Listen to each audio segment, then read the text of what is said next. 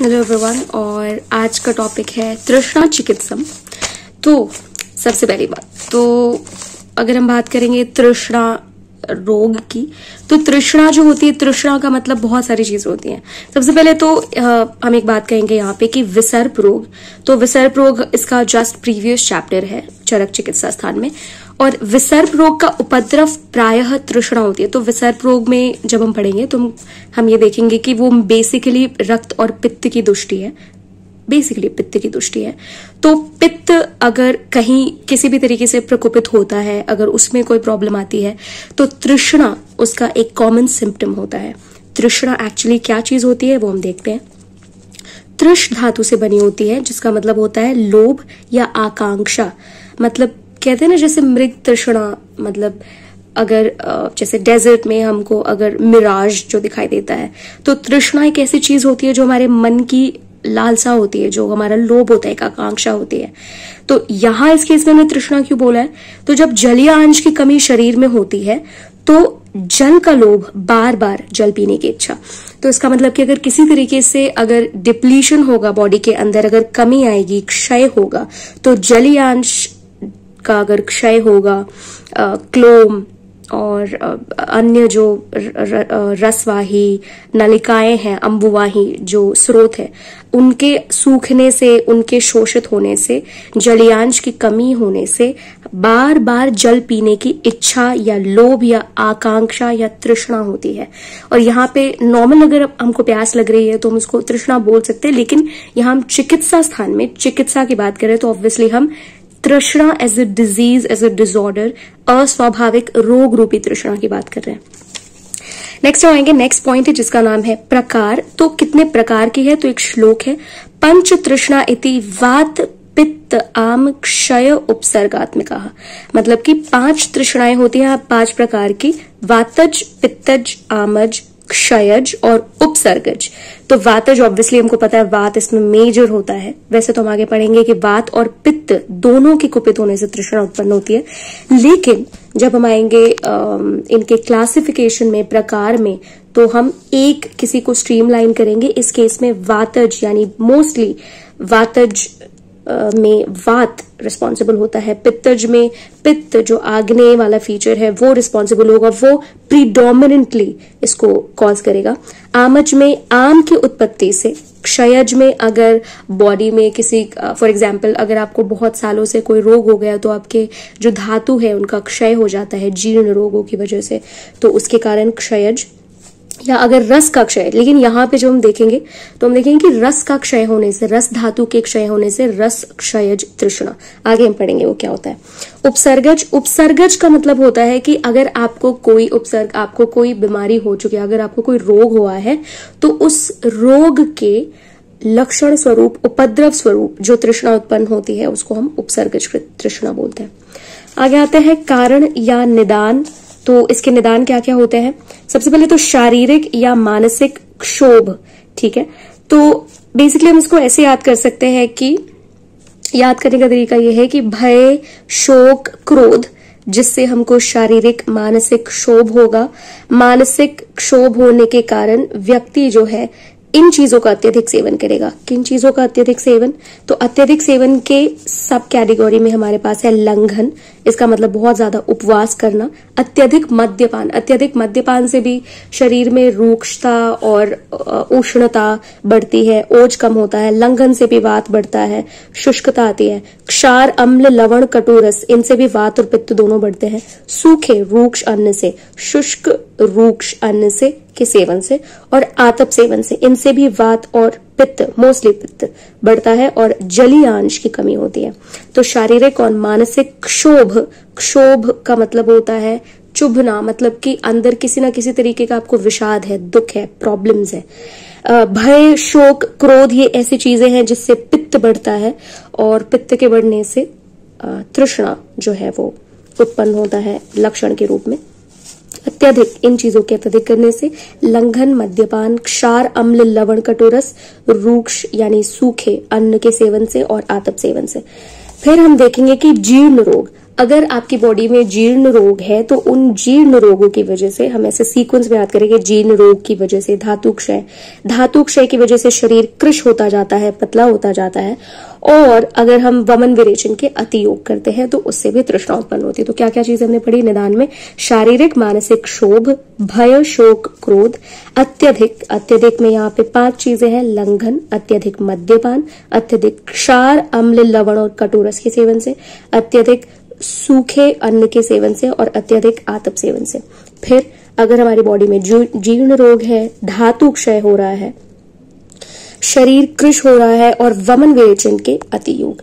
तो निदान हमने पढ़ लिया, बारी है संप्राप्ति पढ़ने की। तो संप्राप्ति में ऑब्वियसली ये जो भी अबव मेंशन निदान है, ये क्या करते हैं? ये हमारे शरीर में वात और पित्त को कुपित कर देते हैं। वात और पित्त जब एक साथ कुपित होते हैं तो इनमें क्या होती है? 2 चीजें होती हैं। पित्त का जो आग्नेय स्वरूप है वो जल को नहीं तो सुखा देता है, नहीं तो प्रतप्त कर देता है। आगे हम पढ़ेंगे पित्तज तृष्णा में।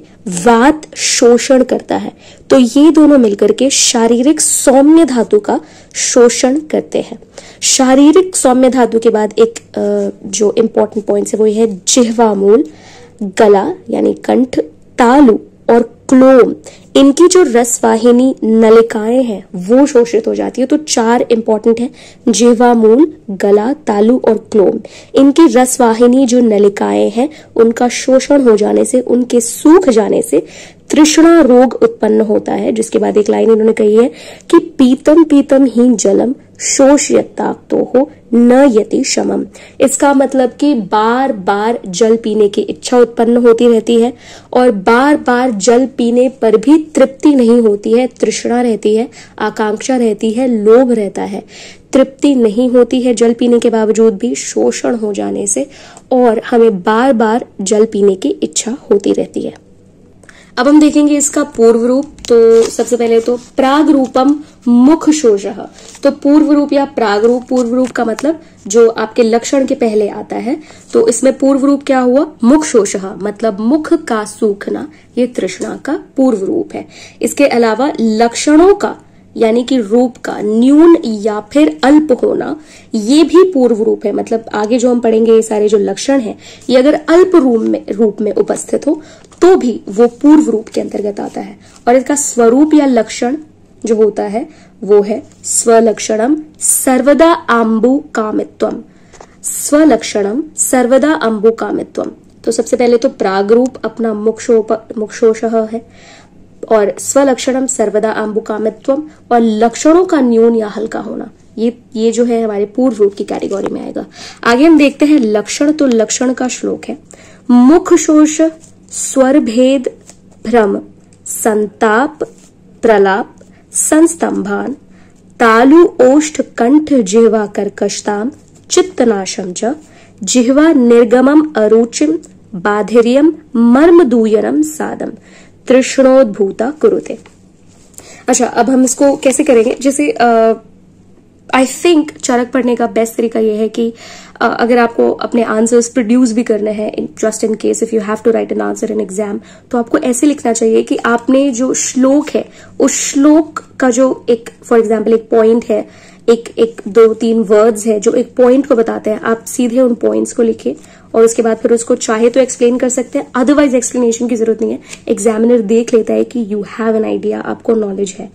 तो हम यहाँ पे पहले पॉइंट में मुख शोष लिख सकते हैं, दूसरे पॉइंट में स्वर भेद लिख सकते हैं। आपको पता ही है मुख का सूखना, स्वर भेद मतलब वॉइस का क्रैक होना, आपके थ्रोट में प्रॉब्लम होना, भ्रम जो है वर्टिगो, संताप आपकी बॉडी में टेम्परेचर का इंक्रीज होना, प्रलाप डिलीरियम मतलब बैबल करना, वात बेसिकली बढ़ जाने से इंसान पागलपन की स्थिति में जैसा जाने लगता है, संस्तंभान इसका मतलब जकड़ाहट, स्तंभन जकड़ाहट आपकी बॉडी के अंदर, तालु ओष्ठ कंठ जिह्वा का कर्कशता, तालु ओष्ठ कंठ और जिह्वा इसमें आपके रफनेस आ जाती है, कर्कश हो जाता है ये। चित्तनाशम च, कई बार ऐसा होता है कि होता नहीं ये प्यास से इंसान बेहोश हो गया तो अनकॉन्शियस हो जाना, चित्तनाश हो जाना, संज्ञा नाश हो जाना। जिह्वा निर्गमम, आपकी जो जिह्वा है वो बाहर आ जाती है। अरुचिम, आपको एनोरेक्सिया, मतलब in general in terms anorexia को हम एकदम एक्सट्रीम टर्म नहीं मानेंगे, इसका मतलब लॉस ऑफ एपेटाइट। बाधेर्यम, पानी की कमी से, तृष्णा के लगने से, बाधेर्य ठीक से सुनाई नहीं देता है। मर्मदूयनम, इसका मतलब कि मर्म में आपको पीड़ा हो रही है। और सादम, इसका मतलब कि अंग साद हो रहा है, शरीर में आपको प्रॉब्लम हो रही है, आपको दर्द हो रहा है। तृष्णोद्भूता कुरुते, ठीक है, ये तो हो गया हमारा लक्षण। तो हम एक एक पॉइंट ऐसे लिखेंगे, मुख शोष, फिर स्वर भेद, भ्रम, संताप, प्रलाप, संस्तंभान, जिह्वा निर्गमम, अरुचिम, बाधेर्यम, मर्मदूयनम, सादम, ठीक है। या फिर आप एक पूरा श्लोक भी ऐसे लिख सकते हैं। नेक्स्ट जो है, अब हम शुरू करेंगे सारी तृष्णाएं। तो सबसे पहले हम शुरू करेंगे वातुष तृष्णा से। तो वातुष तृष्णा के हम संप्राप्ति और लक्षण पढ़ेंगे। सबसे पहले तो निदान, आपके जो भी निदान है जिसकी वजह से प्रकोपित हमारी वायु हो गई, ये प्रकोपित वायु शारीरिक जल धातु का शोषण करेगी, जिसको हमने पहले बता दिया। शोषण, वात में सिंस वो रूक्ष होता है तो वात जो है वो मॉइस्चर अब्सॉर्ब करने की कोशिश करेगा, तो जल धातु का शोषण करेगा। तो इसके कारण क्या होता है कि अपना जो पहले से दुर्बल पुरुष होता है वो और सूख जाता है। किसी में अगर वातश तृष्णा हो रही है तो there is a huge chance कि वो पर्सन वातश प्रकृति का है। और अगर वो दुर्बल है, अगर वो पहले से ही इमेसिएटेड है, बहुत पतला है, तो वो और भी सूख जाता है और सूखता हुआ तृष्णा युक्त हो जाता है, तृष्णा रोग को उत्पन्न करता है। तो ये है वातज तृष्णा की संप्राप्ति। वायु प्रकोपित होने से तृष्णा, ये जो वात की जो रूक्षता है वो शारीरिक जल धातु का शोषण करेगी, दुर्बल पुरुष और शुष्क हो जाएगा और सूख जाएगा और सूखता हुआ तृष्णा रोग को उत्पन्न करेगा। अब हम देखेंगे इसके लक्षण। तो लक्षण में डायरेक्टली हम बोलेंगे निद्रानाशः। तो आपको पता है कि वात के प्रकोपित हो जाने से, ये बेसिकली वात के ही फीचर्स है। जब भी हम वात का प्रकोप पढ़ेंगे तो ये जो फीचर्स है बहुत ही कॉमनली आते हैं। निद्रानाशः, ठीक है, निद्रानाशः। शिरसो भ्रमः तथा, इसका मतलब कि आपको चक्कर आने लगते हैं, ठीक है। और नॉर्मली ऐसा आप देखते भी हैं कि प्यास लगती है, अगर डिहाइड्रेशन होता है तो सर में बहुत ज्यादा दर्द होता है या चक्कर आने लगते हैं। शुष्क विरस मुखता, इसका मतलब कि आपका जो मुख है उसमें सबसे पहले तो माउथ ड्राइनेस हो जाती है और साथ साथ विरस मुक्ता, आपको कुछ रस, आपको टेस्ट नहीं आ रहा है। अच्छा, जल जो होता है, जल योनि होता है रस की उत्पत्ति के लिए, तो इसका मतलब कि अगर कहीं पे भी आपको रस टेस्ट करना है तो उसके लिए जल जरूरी है। तृष्णा में आपका ये जो जलीय धातु है उसका शोषण हो जाता है, जिसकी वजह से रस को आप एक्सपीरियंस नहीं कर पाते हैं, टेस्ट एक्सपीरियंस नहीं कर पाते हैं। स्रोतो अवरोधः, वात जो है वो स्रोत अवरोध करता है। अगर किसी भी तरीके से प्रतिलोमक गति में वो चला गया, अगर प्रकुपित हो गया, तो फिर वो स्रोतस को अवरुद्ध कर देता है, ठीक है। नेक्स्ट हम आते हैं पित्तश तृष्णा में। तो पित्तश तृष्णा की संप्राप्ति क्या होगी, बहुत सिमिलर है। हमको ये पता है कि शारीरिक जल धातु का शोषण हो जाता है। उससे पहले क्या होता है, ये जो पित्त है उसको हमने आग्नेय माना है, ठीक है। तो ये जो है ये जलीय धातु को प्रतप्त कर देता है, इसका शोषण नहीं करता। क्यों शोषण नहीं करता, एक बहुत इंपॉर्टेंट पॉइंट है पित्तश तृष्णा के अंदर। हर जगह पे हमने पित्त को आग्नेय माना है, लेकिन यहाँ पे हमने आग्नेय द्रव माना है पित्त को, मतलब लिक्विड माना है।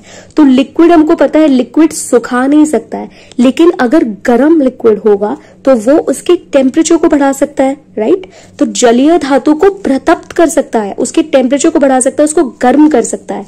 और ताप प्राप्त या प्रतप्त जलीय धातु शरीर में दाह प्रवृत्त करता है। इसका मतलब कि जो जलीय धातु गर्म हो गया वो हमारे शरीर को भी तो और गर्म कर देगा ना, उसका टेम्परेचर बढ़ा देगा, जिसकी वजह से तृष्णा की उत्पत्ति हो जाती है। अब हम इसके लक्षण पे जाते हैं। तो हम देखते हैं अब पित्तश तृष्णा का लक्षण। तो पित्त अस्यत्वम, मतलब कि आपका जो मुख होगा वो ऐसा लगेगा कि बिल्कुल कड़वा हो गया है।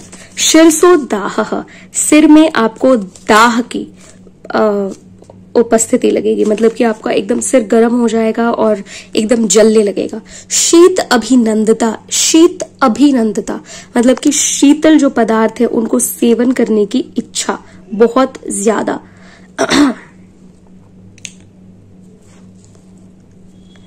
नेक्स्ट है हमारा मूर्छा। तो मूर्छा होती है, आपको बेहोशी छाती है।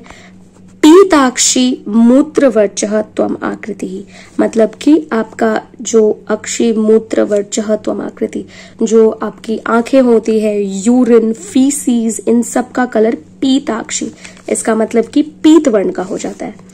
नेक्स्ट है आमज तृष्णा। तो आमज तृष्णा हम देखते हैं क्या होता है।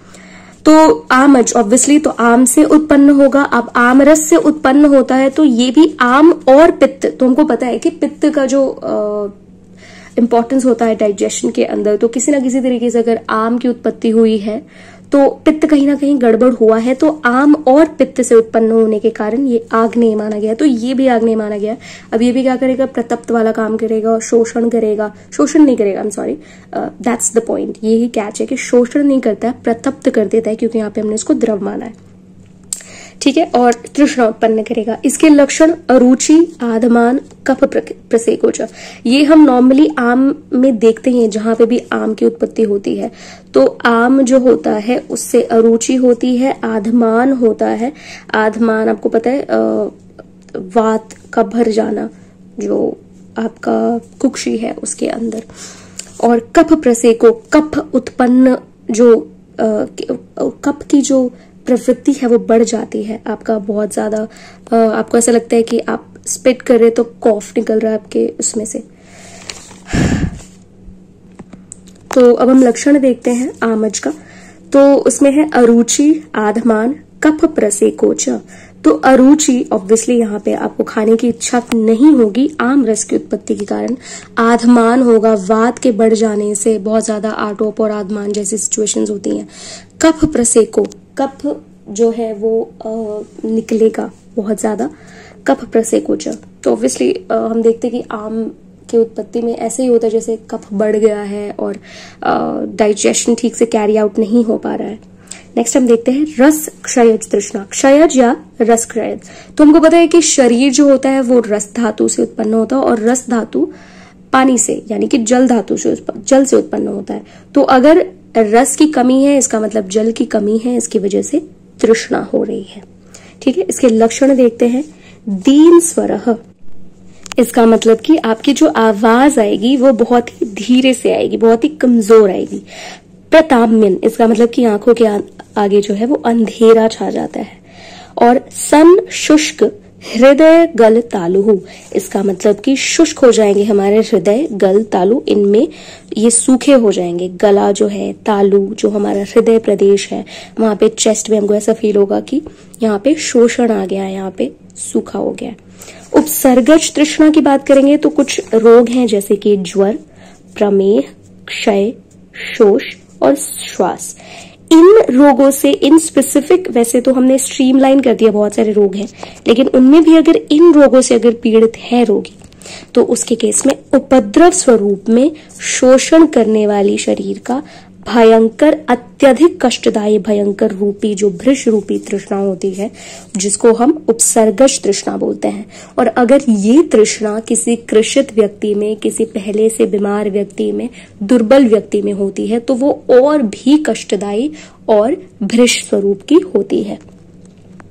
अब हम देखते हैं तृष्णा रोग की असाध्यता। तो तृष्णा की असाध्यता जो होती है, अगर रोग कृशानाम वमी प्रसक्तानाम सर्वः अति प्रसक्ता और घोर उपद्रव युक्त तृष्णा, मतलब कि रोगों से कृषित हो जाने के कारण अगर किसी इंसान को, किसी व्यक्ति को पहले से कोई रोग है, फॉर एग्जाम्पल अगर प्रमेह रोग है और उसकी वजह से वो बहुत कृश हो गया है, पतला हो गया है, या शोष हो गया है उसको, और उसकी वजह से अगर शरीर जो है उसका कृश हो गया है, तो उस सिचुएशन में वमी प्रसक्ता नाम, बहुत ही अत्यधिक मात्रा में अगर उसको वमन हो रहा है, अति प्रसक्ता तृष्णा जो है वो खुद अत्यधिक मात्रा में हो रही है, या फिर घोर उपद्रव युक्त तृष्णा, अगर बहुत ज्यादा उपद्रव या कॉम्प्लिकेशंस से युक्त तृष्णा अगर है, तो इन चारों केसेस में जो पांचों प्रकार की तृष्णाएं होती हैं वो मृत्यु बन जाती हैं। इसका मतलब रोगी को बचाना, सैल्वेज करना ऑलमोस्ट नेक्स्ट टू इम्पॉसिबल है।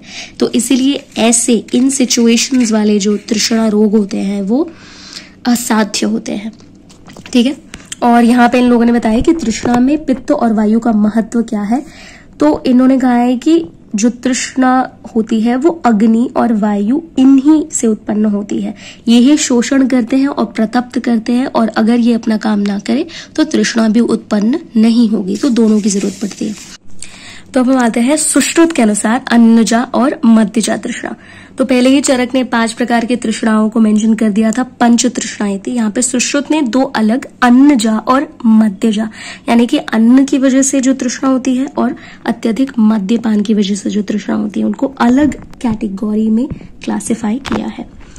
तो सबसे पहले अन्नजा की अगर हम बात करें तो गुरु अन्न या दुग्ध या घृत, ऐसे अगर भोजन का हम बहुत ज्यादा सेवन करते हैं, अत्यधिक सेवन करते हैं, तो इनके सम्मूर्छन हो जाता है, सब आपस में मिल जाते हैं, और ये क्या करते हैं, इनका जो विशेष पाक होता है, जो विदाह होता है, तो वो स्रोतों से आवृत हो जाने के कारण तृष्णा उत्पन्न करते हैं। इसका मतलब कि ये एज अ बोलस फॉर्म हो जाते हैं, इनका सम्मूर्छन हो जाता है, स्रोतस को जाकर के ऑब्स्ट्रक्ट कर देते हैं। गुरु और जो हमारे पिच्छल जो अन्न होते हैं, जिसकी वजह से तृष्णा उत्पन्न होती है। तो चरक ने इसकी पृथक गणना क्यों नहीं की है? क्योंकि वात और पित्त कारण होने से, प्रकृति समसंवेद होने से, उन्हीं के यानी कि वातज पित्तज लक्षणों में इसका भी अंतर्भाव हो जाता है। और मध्य जो है वो अपने तीक्ष्ण, उष्ण, रूक्ष गुणों से क्या करेगा, वात और पित्त को कुपित कर देगा। तो ये जो तीक्ष्ण, उष्ण, रूक्ष गुण, यही तो हमने देखे थे कि रिस्पॉन्सिबल होते हैं हमारे वात और पित्त कुपित और तृष्णा उत्पत्ति के लिए। खैर, ये जो हमारा जो मध्य होता है वो ओज के भी ऑपोजिट लक्षण वाला होता है, तो ऑब्वियसली तृष्णा उत्पन्न करेगा, वात और पित्त कुपित कर देगा, शारीरिक जल धातु का शोषण कर देगा, और इसका अंतर्भाव अपने पित्तज तृष्णा में हम कर सकते हैं। और यही रीजन कि हमने इसको अलग से मेंशन नहीं किया, चरक ने इसको अलग से मेंशन नहीं किया। इसको हमने वात पित्तज दोनों में कैटेगोरिकली हम इसको क्लासिफाई कर सकते हैं, और इसीलिए अलग से इसको मेंशन नहीं किया, इसको भी अलग से मेंशन नहीं किया। लेकिन फिर भी हमने देख लिया कि गुरु अन्न वगैरह के सेवन से और ये अत्यधिक मद्य सेवन से, इसकी भी हम चिकित्सा, इन दोनों की चिकित्सा हम पढ़ेंगे आगे। तो नेक्स्ट टॉपिक पे जाते हैं। अच्छा, अब मध्यज तृष्णा के संबंध में एक उपमा दी गई है, एक कंपैरिजन किया गया है। तो इन्होंने कहा है कि जिस प्रकार तपी हुई बालू पर अगर जल डाला जाता है तो वो शीघ्र ही सूख जाता है, लेकिन अगर वही प्रचुर मात्रा में, एडिक्वेट अमाउंट में अगर हमने ठंडा पानी डाला बालू पे, तो उसकी अग्नि शांत हो जाती है, पित्त शांत हो जाने के कारण जो बालू है वो ठंडा हो जाता है। वैसे ही अगर हम मध्यज तृष्णा में, अगर मध्यज तृष्णा की चिकित्सा करते हो, फॉर एग्जाम्पल मध्य, अत्यधिक मद्य पीने से किसी को तृष्णा हो गई है और वो थोड़ा थोड़ा बार बार जल पी रहा है, तो वो ग्रहण करने से क्या होता है, उसकी जो अग्नि होती है वो उसको बार बार थोड़े अमाउंट में पिया हो तो बहुत ही अच्छे से ओवरवेल्म करके उसको प्रतप्त कर देती है, उसको शोषण कर लेती है। लेकिन वही अगर हमने प्रचुर मात्रा में, अच्छी क्वांटिटी में, एडिक्वेट अमाउंट में, अच्छी अमाउंट में ठंडा पानी एक ही बार में अगर ग्रहण किया, तो उससे हमारा जो पित्त है वो शांत हो जाता है मध्य तृष्णा के संबंध में, और जिसके कारण जो तृष्णा रोग होता है वो भी शांत हो जाता है। ठीक है, आगे हम बढ़ते हैं। उष्ण क्लांत व्यक्ति सहसा शीतल जल का सेवन ना करे। अच्छा, अगर आप कहीं गर्मी से बाहर आए, ऐसा हम कहते हैं ना कि हमारे जो मम्मी पापा, दादा दादी से कहते थे कि बाहर से आप खेल करके आए, या फॉर एग्जांपल कोई एक्टिविटी करके आए हैं, लेकिन बाहर गर्मी थी, बाहर के टेम्परेचर ज्यादा था, और आप मेहनत आपने की, फॉर एग्जाम्पल वर्कआउट किया या खेल करके आए या कोई काम करके आए, पसीने से भीगे हुए हैं, तो उस टाइम पे कहते हैं कि तुरंत जो है वो ठंडा पानी नहीं पीना चाहिए, तुरंत नहाना नहीं चाहिए, पहले आपको अपना टेम्परेचर जो है वो नॉर्मल कर लेना चाहिए, और उसके बाद हल्का थोड़ा सा कूलनेस आ जाने के बाद तब आप पानी पी सकते हैं या नहा सकते हैं, ठंडा पानी पी सकते हैं। क्यों? क्योंकि ऐसे व्यक्ति की जो रुकी हुई शारीरिक अग्नि है वो कोष्ठ में चली जाती है। अगर आप ना, फॉर एग्जाम्पल उसकी जो शारीरिक अग्नि है, बहुत ज्यादा बढ़ी हुई शारीरिक अग्नि है, अचानक से अगर आप उसमें, अब जब हम कुछ फिजिकल एक्टिविटी कर रहे हैं तो हमारी बॉडी की गर्मी, हीट रिलीज होती है उस केस में, है ना, और हीट रिलीज के कारण ही स्वेटिंग होती है, तो बॉडी से एनर्जी, जो हीट एनर्जी है वो बाहर जा रही है, गर्मी, उष्णता बाहर जा रही है। उस केस में अगर आपने ठंडा पानी दे दिया तो उष्णता अंदर ट्रैप हो जाएगी, और ट्रैप हो जाएगी तो वो कहाँ चली जाएगी, सीधे कोष्ठ में चली जाएगी। कोष्ठ में जाकर वहां पे वो तृष्णा उत्पन्न करती है, वो चीज जो शरीर से बाहर निकल जाना चाहिए वो अंदर ट्रैप हो गया है, ट्रैप करके शोषण कर दिया उसने जलीय धातु का और तृष्णा उत्पन्न कर दिया। और इसीलिए उष्णता से पीड़ित व्यक्ति जो सहसा, अचानक से शीतल जल का सेवन नहीं करना चाहिए, ना उससे नहाना चाहिए, ना उसको पीना चाहिए। नेक्स्ट आते हैं हम, इन लोगों ने कहा है कि एक नॉर्मल सा पॉइंट है, वायु का अगर क्षय हो जाता है इन तृष्णाओं में तो फिर पित्तजन्य लक्षणों की उत्पत्ति हो जाती है। मतलब कि जो भी वायु और पित्त के कारण तृष्णा उत्पन्न होती है, तो वायु अगर क्षय हो रहा है पित्त के लक्षण हो जाएंगे। तो अब हम बात करेंगे तृष्णा रोग के सामान्य चिकित्सा की। तो सबसे पहला जो पॉइंट है, बहुत ही इंपॉर्टेंट पॉइंट है, वो है ऐन्द्र जल का प्रयोग। ऐन्द्र जल का मतलब कि वर्षा का जल, ठीक है।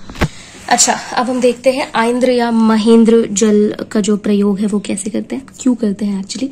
तो जैसे कि हमने पहले भी देखा है कि तृष्णा रोग में क्या होता है, जलीय धातु का क्षय हो जाता है, शोषण हो जाता है, जिसके कारण मनुष्य का जो शरीर होता है वो शोषित हो जाता है, जिसके कारण तृष्णा रोग उत्पन्न होता है। अच्छा, इस केस में लोगों ने थोड़ा सा एग्जैजरेट करके बोला है कि शीघ्र ही मनुष्य के शरीर को शोषित करके उसे मार डालता है। तो हमको क्या करना चाहिए, अगर शोषण होने से, उसका क्षय होने से उत्पन्न हो रहा है, तो इसका मतलब अगर हम उसका ऑपोजिट करें तो इसका मतलब उसकी वृद्धि करने से हमारे जो तृष्णा रोग होगा उसकी शांति हो जाएगी। तो मधु मिश्रित ऐन्द्र जल का सेवन करना चाहिए। मधु मिश्रित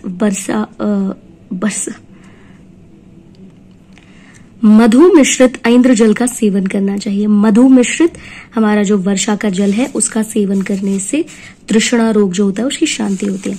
अगर और हमको ये भी पता है कि आजकल कौन ही ऐन्द्र जल या वर्षा, रेन वाटर हार्वेस्टिंग बहुत कम लोग करते हैं। तो अगर सर्वदा प्राप्ति ऑब्वियसली नहीं हो सकती है, तो उस केस में आपको क्या करना चाहिए कि उसके समान गुणों से युक्त अगर कोई भी जल हो, मतलब उसके बहुत करीब गुणों में अगर हो, बहुत ही नजदीक हो, तो उस केस में हमको उस जल के साथ मधु मिश्रित करके और उसको तृष्णा रोग में देना चाहिए। तो ऐन्द्र जल के अभाव में पीने योग्य जल कौन कौन से होते हैं? पृथ्वी पर रहने वाला जल जो कि कषाय अनुरस युक्त हो। तनु लघु कषाय अनुरस, तनु का मतलब पतला, कंसिस्टेंसी में थिक ना हो, लघु मतलब बहुत ही हल्का। शीतल सुगंधी, शीतल सुरस ऐसे पढ़ेंगे, तनु लघु शीतल सुरस, सुगंधी और अनभिषंदी। तो कषाय, तनु लघु शीतल सुरस, सुगंधी और अनभिषंदी। अनभिषंदी का मतलब होता है कि जो कप को ना बढ़ाए। सुरस मतलब उत्तम रस युक्त, अच्छे रस युक्त। ऐसे गुणों से युक्त अगर होगा तो इनका प्रयोग करना चाहिए जल। और ये जो जल है इसका प्रयोग मधु के साथ मिश्रित करके तृष्णा में देने से तृष्णा रोग की शांति होती है। नेक्स्ट जो हमारा नेक्स्ट पॉइंट है, जो भी इंपॉर्टेंट है, वो है तृण पंचमूल साधित जल। तो तृण पंचमूल हमको पता है, तृण का मतलब घास वाले स्ट्रक्चर वाले पंचमूल जो होते हैं, क्या क्या होते हैं? काश, कुश, दर्भ, नल और कांडेक्षु। तो ये जो तृण पंचमूल होते हैं, 5 जो मूल होते हैं जो तृण से हम ऑब्टेन करते हैं, उनका षडंग परिभाषा के अनुसार पकाया जो क्वाथ होता है उसमें मिश्री मिलाकर के रोगी को पिलाना चाहिए। अब षडंग परिभाषा के अनुसार क्या होना चाहिए? मतलब कि आपने कितना लिया, फॉर एग्जाम्पल द्रव्य लिया, ठीक है। अगर 1 कर्ष द्रव्य लिया तो उसमें 1 प्रस्थ आपने जल डाला, ठीक है, और उसको उबाल करके हाफ में रिड्यूस कर लिया। षडंग, ऐसे षडंग पानी फॉर एग्जाम्पल प्रिपेयर करते हैं तो लेते हैं ना, जैसे पानी ले लिया और उसके फॉर एग्जाम्पल 1 कर्ष अगर पानी लिया हमने तो अगर 1 कर्ष द्रव्य लिया तो 1 प्रस्थ पानी ले लिया और उसको फिर बॉईल करके हाफ कर लिया। हाफ करने के बाद फिर फिल्टर कर लिया और कूल करके उसको यूज किया है, ठीक है। तो वैसे हम तृण पंचमूल भी बताएंगे। तृण पंचमूल जो है उसको पानी में लेकर के बॉईल करके, उसी रेशो में लेकर के बॉईल करके फिल्टर करके ठंडा करके यूज करेंगे, शीत कषाय। तो षडंग परिभाषा के अनुसार इसको पकाएंगे और उसमें मिश्री मिला करके रोगी को पिलाएंगे। तो यह है तृण पंचमूल साधित जल, जो कि दूसरा पॉइंट है। अच्छा, इसके अलावा अगर आपको यही सेम रिजल्ट चाहिए तो आप क्या कर सकते हैं, धान के लावा का जो सत्तू है उसमें चीनी और मधु मिला करके वर्षा के जल के साथ, तो सत्तू को जब भी घोलते तो ऑब्वियसली पानी की जरूरत पड़ेगी, यहाँ पानी में हमको ऐन्द्र जल का उपयोग करना है और उसके साथ मंथ बना करके, सत्तू का जो हम मंथ बनाते हैं उसको बना करके रोगी को पिलाए। यहाँ पे चीनी और मधु, और आगे हम जितने भी बहुत सारे केसेस देखेंगे हम देखेंगे कि चीनी और मधु मोस्टली साथ में यूज किए गए, ठीक है। नेक्स्ट, आहार द्रव्य की व्यवस्था की अगर हम बात करेंगे तो ये हमारा तीसरा पॉइंट है। तीसरा जो कि एक इंपॉर्टेंट पॉइंट है वो ये है कि कच्चे यव का मंड बना करके आपको पता है यव जो जौ होता है, बार्ली होती है, उसका हमको मंड बनाना है। ठीक है, मंड का मतलब होता है पेया सिक्त समन्विता, और वो ना सिक्त विरहितो मंडः, मतलब कि मंड का मतलब होता है कि पानी, उसका जो सुपरनेटेंट लिक्विड चीज होता है। फॉर एग्जाम्पल अगर हमने चावल का जो मंड होता है, चावल को बॉईल कर लिया 1:14 रेशियो में पानी के साथ, और उसके बाद उसका जो सुपरनेटेंट पानी होता है, जो लिक्विड होता है, चावल के जो सिक्त होते हैं उसको छोड़ करके जो ऊपर सुपरनेटेंट लिक्विड होता है उसको मंड बोलते हैं। तो वो हम कच्चे यव के साथ अगर बनाते हैं तो उसको वाट्य बोलते हैं। और फिर जब शीतल हो जाए तो उसमें मधु और चीनी, यहाँ पे फिर से हम देख सकते हैं मधु और चीनी मिला करके उपयोग करना है, और यहाँ पे रोगी को पिलाना है। अच्छा, आहार द्रव्य की व्यवस्था, यहाँ पे भी अथवा आया है। इसके अलावा हम क्या कर सकते हैं सेम रिजल्ट पाने के लिए? शाली चावल, ठीक है, या फिर कोदो का जो चावल होता है, कोद्रव जो होता है, उसका पेया बना करके। तो भैषज्य कल्पना में हमने पढ़ा था कि है ना, सिक्तैर विरहितो मंड पेया सिक्त समन्विता। इसका मतलब कि सेम अमाउंट ऑफ पानी और चावल का जो रेशियो हम लेते हैं 1:14, उसी में उसी के बनाए हुए जो भी प्रेपरेशन, अगर उसमें से हमने सिक्त यानी चावल का जो हिस्सा है वो अलग कर दिया, सिर्फ पानी ले लिया, तो वो मंड हो गया। और पेया सिक्त समन्विता, और उसी मंड में अगर थोड़े से चावल मिला लिए तो वो पेया हो गई। उसका नेक्स्ट स्टेज, थोड़े से लिक्विड के साथ साथ थोड़ा सा हमने सॉलिड भी ऐड कर लिया, सिक्त भी ऐड कर लिया। तो शाली चावल या कोदो का चावल का पेया बना करके पिलाएं। ठीक है, ये हो सकता है। अब नेक्स्ट देखते हैं। नेक्स्ट है हमारे पास मांस रस का प्रयोग। तो कैसे करते हैं? तो सबसे पहले मांस रस के पहले हम मेंशन कर दे कि वैसा सिमिलर रिजल्ट हमको कैसे मिल सकता है। भोजन के साथ में मधु और चीनी मिश्रित पकाए हुए गर्म दूध का अगर हम सेवन करेंगे तो वो भी जिस तरीके से मांस रस के प्रयोग से हमको फायदा मिलता है, वैसे ही हमको यही चीज करके भी मिलेगा। भोजन के साथ में अगर हम जो दूध ले रहे हैं और दूध में हमने चीनी और मधु के साथ मिश्रित किया है, तो हम वो भोजन के साथ अगर लेंगे तो ऐसा ही रिजल्ट, इक्विवेलेंट रिजल्ट हमको ऑब्टेन होगा। नेक्स्ट है कबूतर आदि जो पक्षी होते हैं उनका मांस घृत में भून लिया। ठीक है, घृत में भूनने से कुछ लिक्विड निकला। ठीक है, वो जो लिक्विड निकला उसको मांसरस बोलते हैं। उस मांसरस में मधु और चीनी मिलाए। फिर से यहाँ पे मधु और चीनी मिलाया था, यहाँ भी मधु और चीनी मिलाया, पिछला भी मधु और चीनी मिलाया था। और इसमें हमको क्या करना, खट्टा और नमक नहीं डालना है, नमक और अम्ल रस का प्रयोग नहीं करना है। तो ये हो गया हमारा। नेक्स्ट है तृण पंचमूल, अथवा में आ गया हमारे पास तृण पंचमूल और मुंजातक और प्रियाल। इनको हम विधि पूर्वक पका करके और इनसे जांगल पशु पक्षियों के मांस द्वारा मांस रस निर्माण करें। तो पहले में हमने क्या किया था, घृत में भून लिया था। इसमें हमने क्या किया कि जांगल पशु पक्षी जितने भी है, जैसे हिरण वगैरह, वो जांगल पशु पक्षी, ठीक है, आनूप, जांगल और कौन से होते हैं, तो जांगल पशु पक्षियों के जो मांस है उसको हमने इसमें पहले हमने घी में पकाया था और यहाँ पे हमने तृण पंचमूल मुंजातक को प्रियाल में पका लिया और उससे जो मांस रस निकला वो हमने उपयोग कर लिया। ठीक है, या फिर इन्हीं द्रव्यों से सिद्ध दूध में मधु और चीनी मिला करके सेवन करने से, यानी कि तृण पंचमूल मुंजातक और प्रियाल में नहीं तो आप मांस रस बना लीजिए, नहीं तो उसमें आप दूध बना के, दूध डाल करके और उसको पका लीजिए। तो ये हो गया, ये हमारे पास। अच्छा, मधु और चीनी इसमें मिलाना, मधु और चीनी इसमें मिलाना है, और इसके पहले वाले में भी मधु और चीनी मिलाना है। इस तृण पंचमूल मुंजातक और प्रियाल जिसमें हमने मांस रस बनाया, इसमें मधु और चीनी नहीं मिलाना है। नेक्स्ट, अवगाह स्नान और यूष की व्यवस्था की अगर हम बात करेंगे तो अवगाह स्नान हमको पता है कि क्या होता है। उसमें आप टब के अंदर जो पानी होता है उसमें हम बैठते हैं और वो अवगाह स्नान होता है।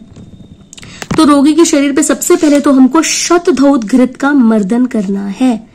ठीक है, शतधौत मतलब कि 100 बार धुला हुआ जो घी होता है उससे हमको मर्दन करना है। रोगी के शरीर को टब में बिठा दिया, शीतल जल में अवगाह स्नान कराना है और उसके बाद दुग्ध सेवन करवाना है। ठीक है, ये तो हो गया अवगाह स्नान। अब देखते हैं यूष की व्यवस्था। तो यूष हमको पहले ही पता है कि क्या होता है, मूंग मसूर मतलब दाल का सूपी प्रिपरेशन जो होता है उसको हम यूष बोलते हैं। वो कृत और अकृत दोनों हो सकता है। कृत का मतलब घी वगैरह में छौंक लगाया हुआ, अकृत मतलब छौंक नहीं लगाया। तो यहाँ पे मूंग मसूर या चने का अगर हम यूष बनाते हैं उसको फिर घृत में भून लेते हैं तो हम इसको कृत यूष बोलेंगे। तो नहीं तो उसको पीने के लिए दे सकते हैं या फिर अन्न के साथ सेवन के लिए दे सकते हैं। मतलब कि आप अन्न के साथ इस यूज का सेवन कर सकते हैं या अलग से भी सेवन कर सकते हैं। नेक्स्ट एक पॉइंट है वो है मधुर और शीत वीर्य और तिक्त द्रव्य जो होते हैं या जीवनीय गण वाले जो द्रव्य होते हैं, इनमें पकाए हुए दूध में अगर हम मधु और चीनी मिला करके इन चीजों के लिए उपयोग करते हैं, पीने के लिए, मालिश के लिए या परिसेचन स्प्रिंकल करने के लिए, इन तीनों में से कोई भी एक चीज करते हैं तो उससे भी तृष्णा रोग की शांति होती है। नेक्स्ट एक और पॉइंट है, नस्य की भी व्यवस्था है यहाँ पे, ठीक है। और इस नस्य की व्यवस्था में भी हमको ज्यादा कुछ नहीं करना है, वही मधुर तिक्त शीत वीर्य जीवनीय द्रव्य से सिद्ध दुग्ध लेना है, लेकिन उसमें से घृत निकाल लेना है, पूरा लिक्विड रखना है उसको। और घृत निकालने के बाद हम उसको पीने के लिए, मालिश के लिए, वही जो हमने पीने और मालिश के लिए वहां पे परिसेचन के बदले यहाँ पे नस्य कर दिया, वहां पे जो दूध बनाया था उसमें से घी निकाल लिया, तो यहाँ पे नस्य की व्यवस्था हो गई। या फिर तो डायरेक्टली आप किस चीज से दे सकते हैं, स्त्री के दुग्ध से या ऊँटनी के दुग्ध में चीनी मिला करके नस्य दे सकते हैं, या फिर एक उससे भी आसान तरीका है, सीधे आप गन्ने का रस लीजिए, एक रस, और उससे नस्य दे दीजिए।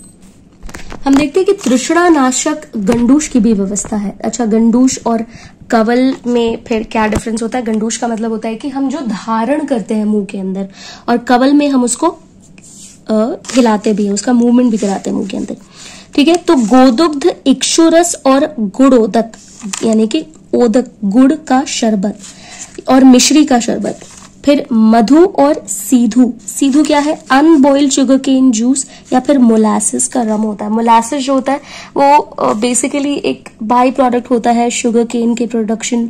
शुगर केन से जब हम शुगर बनाते हैं तो एक डार्किश ब्राउनिश कलर का एक लिक्विडी टाइप का ऑब्टेन होता है जिसको मोलासिस बोलते हैं। तो सीधू जो होता है वो भी हम पढ़ेंगे, पथ्य कल्पना में ये हमने सेकेंड ईयर में ही पढ़ा था। तो अनबॉइल्ड शुगर केन जूस या फिर मोलासिस का रम यानी कि हमारा ये फर्मेंटेशन संधान कल्पना के अंतर्गत आता है। और माधवीक, मधु से निर्मित मदिरा, तो हमने ये शुगर केन से निर्मित मदिरा की बात की सीधू, और यहाँ पे मधु से मिश्रित मदिरा की बात की, गुड़ के उदक की बात की, मिश्री की उदक की बात की, गोदुग्ध और इक्षुरस, और साथ में मिलाएंगे इसमें वृक्षाम्ल और मातुलुंग नींबू का स्वरस, और इससे हम गंडूश कराएंगे जिससे तृष्णा का नाश होगा। नेक्स्ट, तृष्णानाशक प्रलेप में हम आ सकते हैं। अच्छा, प्रलेप में हम क्या क्या किन किन चीजों का इस्तेमाल करेंगे? जम्बू, आम्रातक, बद्री, वेतस, पंचवल्कल, पंच आम्ल, खट्टी बेर, अनारदाना, इमली, चांगेरी, चूक, इन सब चीजों का प्रयोग कर सकते हैं। ये प्रलेप मतलब कि आपको एज ए लेप लगाना है, और इनको समान भाग में मिला के कल्क बना लेना है, घृत मिश्रित करके। और कहाँ कहाँ लगाना है? सबसे पहले ऊपर से शुरू करते हैं, सिर पे लगाते हुए मुख पे आएंगे, मुख से फिर हृदय प्रदेश पे आएंगे। क्या क्या होता है इससे? मूर्छा, भ्रम, तृष्णा, इन तीनों का नाश होता है, ठीक है। तो जम्बू, आम्रातक, बद्री, वेतस और पंचवल्कल और पंचाम्ल, इन सब चीजों का कल्क बना लिया, उसमें घृत मिश्रित कर लिया। और प्रलेप ऐसे ही होते हैं, विभिन्न लेप सब में हम यही देखेंगे, दाड़िम, कपित्थ, लोद्र। अच्छा, यहाँ पे हम देखेंगे प्रीडोमिनेंटली जो कषाय रस होते हैं और खट्टे वाले जो होते हैं, यहाँ पे जिनका अम्ल रस है उनका हमने उपयोग किया है, समान मात्रा में मिला लिया है। बिजौरा नींबू, देखो यहाँ पे फिर से भी अम्ल रस का कल्क बना लिया और इसको शिरह लेप के लिए इस्तेमाल किया है। और वैसे ही एक नूतन आंवलकी के फल को ले सकते हैं, नया फल है आंवले का, कांजी में पीस लिया, फिर से अम्ल यहाँ पे भी घृत मिश्रित करके शिरह लेप कर दिया। शैवाल, कमल का जो कीचड़ है और कमल का जो पुष्प है उसको कांजी में पीस करके घृत मिश्रित करके फिर शिरह लेप कर दिया। इन सब केसेस में शिरह लेप हमने देखा था कि शिरसोदाह या फिर भ्रम उसमें उत्पन्न होता ही होता है, तो उसके लिए हमने वहां पे भी अगर हम ठंडा लगाते हैं तो तृष्णा की शांति होती है। यव का सत्तू जल में घोलकर घृत मिश्रित करके लेप लगाने से भी तृष्णा रोग की शांति होती है। अच्छा, तृष्णा नाशक जो स्पर्श द्रव्य होते हैं, किन किन चीजों के स्पर्श करने से हमको तृष्णा में राहत मिलती है? तो मस्तु यानी कि दही का पानी और कांजी, इन दोनों में वस्त्र भिगो करके सिर, मुख और हृदय पर स्पर्श कराते रहिए। तो वैसे जैसे हम बुखार में करते हैं ठंडे पानी का पट्टी देते हैं, वैसे यहाँ पे मस्तु और कांजी, इनमें हमने वस्त्र को भिगो लिया और उससे सिर है, मुंह है और चेस्ट एरिया जो है उसको हम स्पर्श करा रहे हैं। कमल पुष्प या मणियों की माला गले में धारण करने से उससे भी ठंडक होती है, पित्त कम होता है। प्रिय सुंदरी स्त्री का स्पर्श जिसके स्तन, हाथ, तलवे चंदन या शीतल जल से आर्द्र हो, और या फिर रेशम का गीला वस्त्र जिसने धारण किया हो, उसके स्पर्श करने से भी तृष्णा रोग की शांति मिलती है। और हिमालय की कंदरा, वन, तालाब, कमल पुष्प, शीतल वायु, चंद्रमा की किरणें, सुंदर शीतल जल से युक्त वस्तुओं का स्मरण करना या उनकी कथा सुनना, इससे भी, तो ये एक साइकोलॉजिकल चीज है, यहाँ पे हम देख सकते हैं। साइकोसोमैटिक जो चीज है वो ये है कि अगर आप इन चीजों के बारे में सोचते भी हैं, ठंडक जो है उसके बारे में सोचते हैं, हिमालय की ठंडी लेक्स, शीतल वायु, चंद्रमा की किरणें, सुंदर शीतल जल, इनके बारे में नहीं तो स्मरण करने, नहीं तो सुन रहे, इससे भी आपको ठंडक मिलती है। अच्छा, अब हम बात करेंगे स्पेसिफिक तृष्णा की चिकित्सा में। तो सबसे पहले बात करेंगे वातज तृष्णा की चिकित्सा। तो वातज में यहाँ पे 4 पॉइंट्स, मृदु, लघु, शीतल और वातनाशक, ये अन्नपान का अगर हम सेवन कर रहे हैं, पहली बात तो ये वातज तृष्णा में बहुत ही यूजफुल होता है। दूसरा, क्षय कास को दूर करने वाले घृतों और दुग्धों का प्रयोग करना, इनका सेवन करने से ऊर्ध्ववात और तृष्णा दोनों ही शांत होते हैं। तो 2 चीजें हमने पढ़ी, पहले तो मृदु, लघु, शीतल और वातनाशक अन्नपान।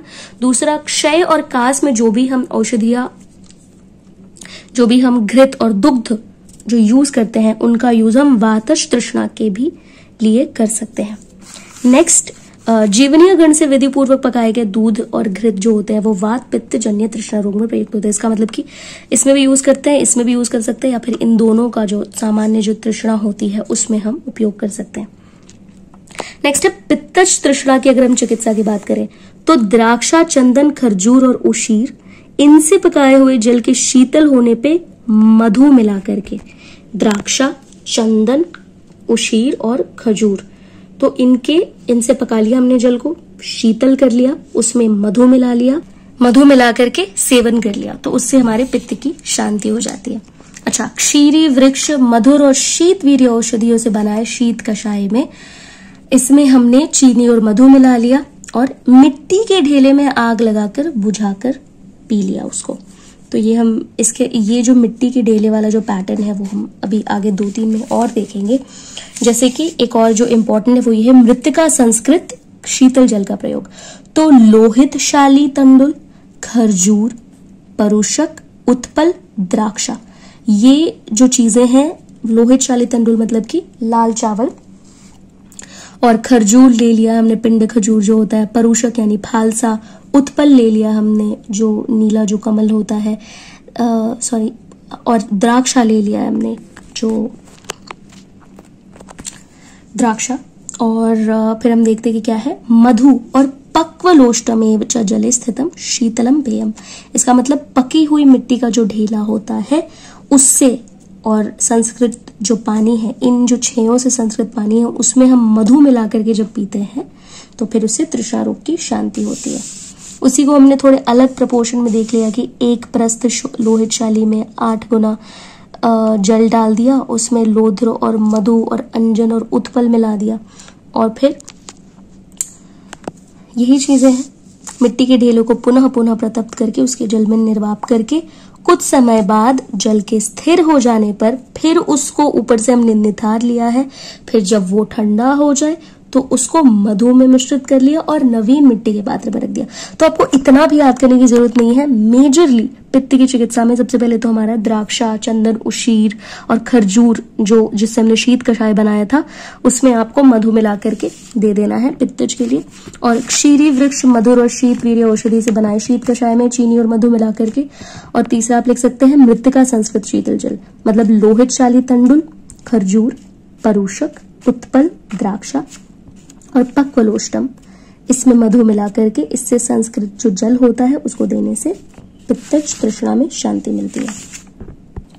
आमश तृष्णा की चिकित्सा, इसको भी हम 2 प्रकार से करेंगे। कैसे करेंगे? तो व्योश, त्रिकटु। व्योश का मतलब हो गया त्रिकटु, मतलब क्या क्या हुआ इसमें, शुंठी, मरीच और पिप्पली। और वचा, भल्लातक और साथ में तिक्त द्रव्य, इनके कषाय का प्रयोग करेंगे। ये तीनों, ये 3, 4, 5 और 6, तो ये 6 किस्म की चीजें हम इसमें यूज करेंगे और इनका कषाय उपयोग करेंगे। तो ये हो गया, एक तो पहला ऑप्शन ये हो गया हमारे पास।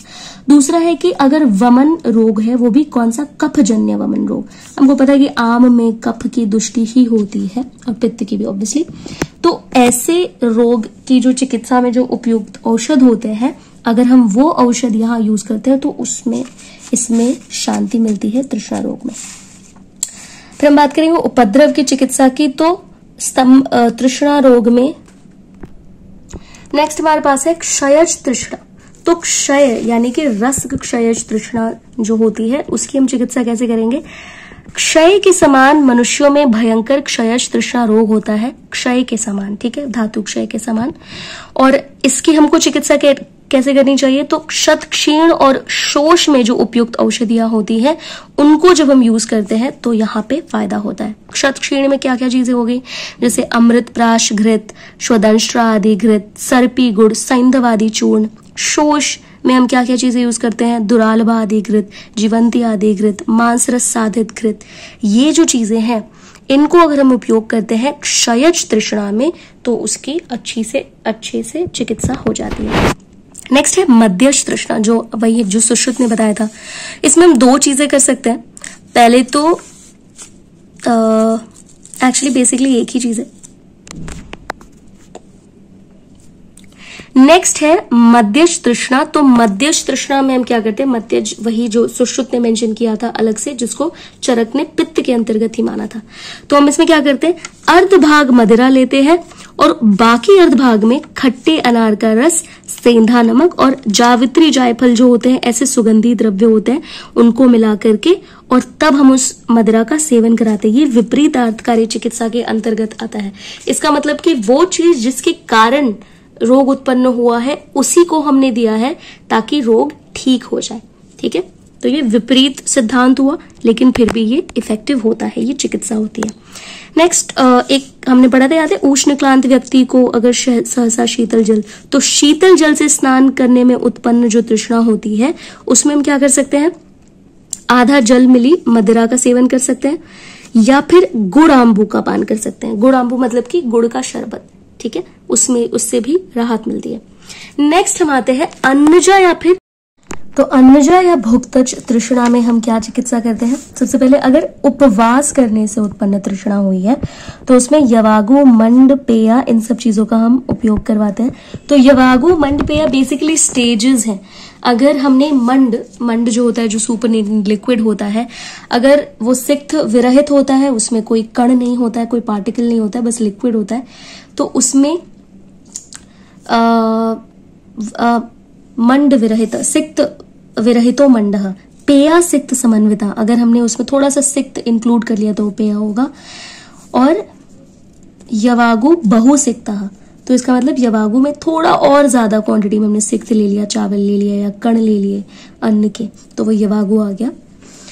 और नेक्स्ट हम आते हैं, अगर गुरु पदार्थ के सेवन से या फिर बलवान व्यक्ति को गुरु पदार्थ के सेवन से अगर तृष्णा उत्पन्न हुई है, जो कि हमने पढ़ा था, तो उस केस में क्या करते हैं, वमन करा करके भुक्त पदार्थ का निर्हरण करते हैं। पहले वाले केस में अगर गुरु पदार्थ के सेवन से करने से होता है, या फिर अगर बलवान व्यक्ति को होता है तो हम जल में मध्य या फिर गर्म जल से हम उसको वमन करवाते हैं।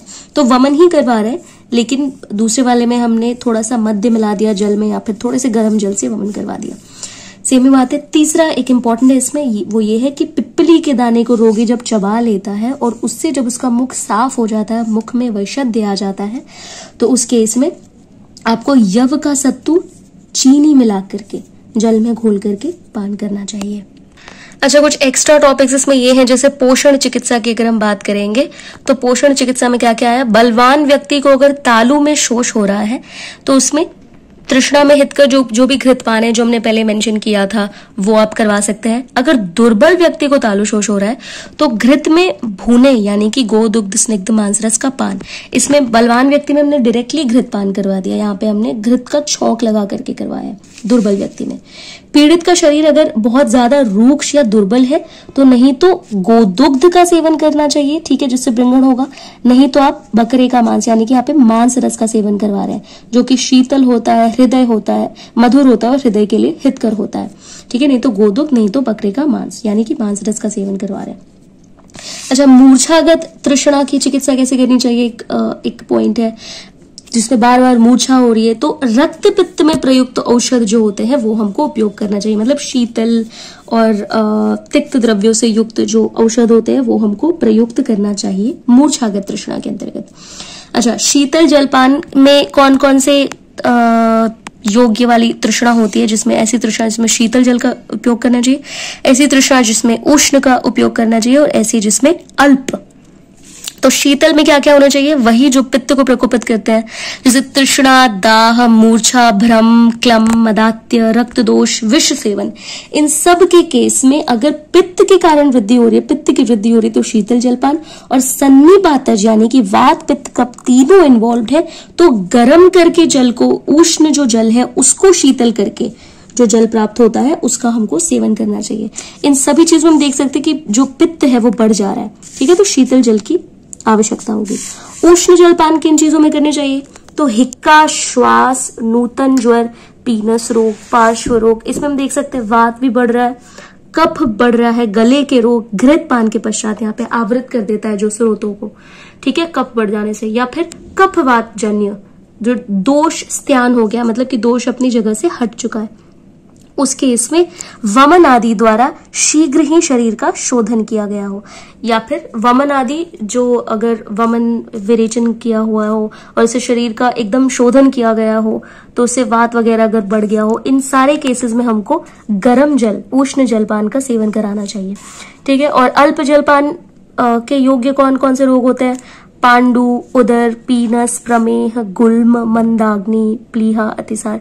तो इन केसेस में अगर रोगी तृष्णा से अधिक दुखी होकर जल पीना चाहता हो तो दे दे। वैसे तो इसमें बहुत कम या ना के बराबर जल पीना चाहिए, लेकिन अगर जल्दी ना दिया गया जल तो मृत्यु भी हो सकती है रोगी की। तो और एकदम लास्ट टॉपिक है धान्य आंबू प्रयोग। मतलब कि धान्य आंबू मतलब कि किसी भी ग्रेन में हमने ग्रेन को सोक कर लिया है और उसका पानी, जैसे फॉर एग्जांपल जौ का पानी, बार्ली वाटर जो हम पीते हैं, प्यास लगने पर धान्य आंबू में चीनी और मधु मिला करके देना चाहिए तृष्णा रोग के अंदर। तो ये था हमारा तृष्णा चिकित्सा। आई होप कि आपको ये एक्सप्लेनेशन पसंद आया होगा। वीडियो की क्वालिटी अगली बार से बेहतर जरूर होगी, और अगर आपको ये वीडियो पसंद आया तो करिए like, share, subscribe for better and more content.